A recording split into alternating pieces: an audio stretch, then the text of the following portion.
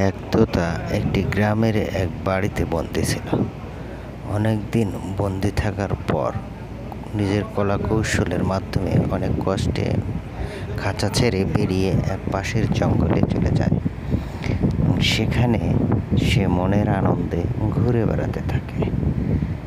এ গাছ সে গাছ উড়ে এই ফল খায় সেই ফল খায়, এভাবে নিজের জীবনকে খুব আনন্দে ফুর্তিতে কাটিয়ে দিতে থাকে।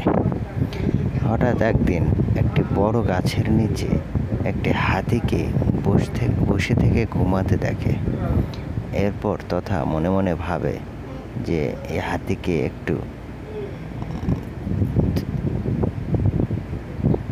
নিয়ে মজা করা যাক, একটু টেনশনে ফেলানো যাক। তারপর সে খুব দ্রুত নিচে নেমে আসে এবং হাতির মাথায় তার ঠোঁট দিয়ে আঘাত করে পালিয়ে যায়। উঁচু এক ডালে গিয়ে বসে হাসতে থাকে। হাতি রেগে বলে, কী রে ভাই, তোর কি কাজ নেই? আমাকে ডিস্টার্ব করিস কেন? তোতা হাসতে হাসতে বলে, আরে দোস্ত, মজা করলাম। তারপর হাতি কিছু না মনে করে আবার ঘুমিয়ে পড়ল। কিছুক্ষণ পর আবারও তোতা এসে তার মাথায় ঠোকা দিতে লাগলো, দিয়ে আবার উড়ে পালিয়ে গিয়ে হাসতে লাগলো। হাতি তো এবার রেগে গেল, কি ভাই তোতা, তুমি তো দেখছি খুব দুষ্টু, আমাকে বারবার বিরক্ত করছো।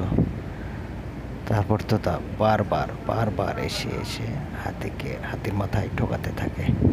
হাতি বিরক্ত হয়ে সেখান থেকে উঠে চলে যেতে লাগে। তোতা আবারও উড়ে এসে তার মাথায় বসে ঠকাতে লাগে। হাতি চিন্তা করে, না, এই তোতাকে তো একটা উচিত শিক্ষা দিতেই হবে, না হলে তো এ ছাড়বে না। এরপরে হাতি একটা জলাশয়ে গিয়ে নিজের মাথাটুকু বের করে সমস্ত শরীর ডুবিয়ে দেয়। তোতা এই দেখে ভাবে যে হাতি হয়তো আমার ভয়ে নিজেকে শরীর পানির নিচে ডুবিয়ে দিয়েছে, এইভাবে হাসে। এরপরে সে আবার দ্রুত উড়িয়ে আসে, এসে হাতির মাথায় বসে আবার ঠকাতে শুরু করে। কিন্তু হাতি আগে থেকেই জানতো যে তোতা আসবে, তাই সে আগে থেকেই সুরে পানি ভর্তি করে রেখেছিল। আর যেই তোতা ঠকাতে শুরু করলো, অমনি সে সুর বের করে দ্রুত পানির ঝাটকা মারে এবং সে পানির আঘাতে সে পানিতে গিয়ে পড়ে এবং নিজের জীবন বাঁচানোর জন্য ছটফট করতে থাকে। হাতির এ দেখে দয়া হয় এবং সে সুর দিয়ে তাকে পানির থেকে তুলে নেয়, শুকোয়। তোতা তার নিজের ভুল বুঝতে পারে এবং বলে, আমার ভুল হয়ে গেছে ভাই। হাতি তখন হাসতে হাসতে চলে যায়। তোতা বুঝতে পারে যে আসলে বড় ছোটর ব্যবধানটা কী।